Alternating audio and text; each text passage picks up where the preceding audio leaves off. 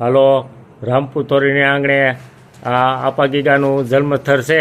કોઈ પણ ભાઈનું દાન કરવું હોય તો અમારે સતુરભાઈના મોબાઈલમાં દાન એનું આવે છે.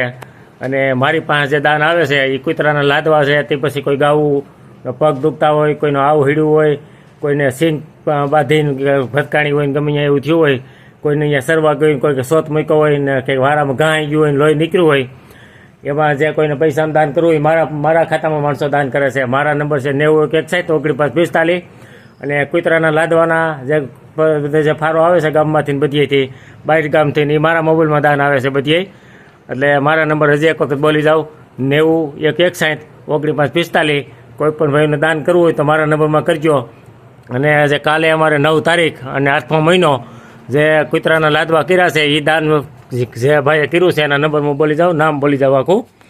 આ જે કાલે અમે લાદવા બનાવ્યા છે અમારા રામપુર ગામના નિખિલભાઈ ભૂપતભાઈ વ્યાસ, હાલ રાજકોટ રહે છે, એણે આ દાન કર્યું છે. હજી એના દાનના પૈસા હજી પડ્યા છે, એટલે હજી એક વખત છે ને એના લાદવાનું દાન હજી એક વખત આવી એક શોકી માલ થાય.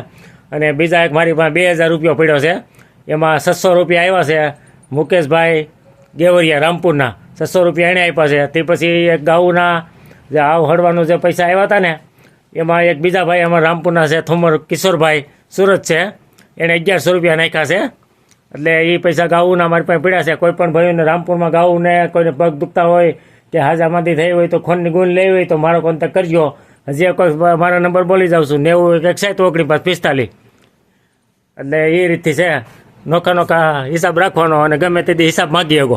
રાતે 12 વાગે ફોન કરીને હિસાબ માગી શકો. જેણે દાન દીધું એ ન દીધું એ ન માગતા.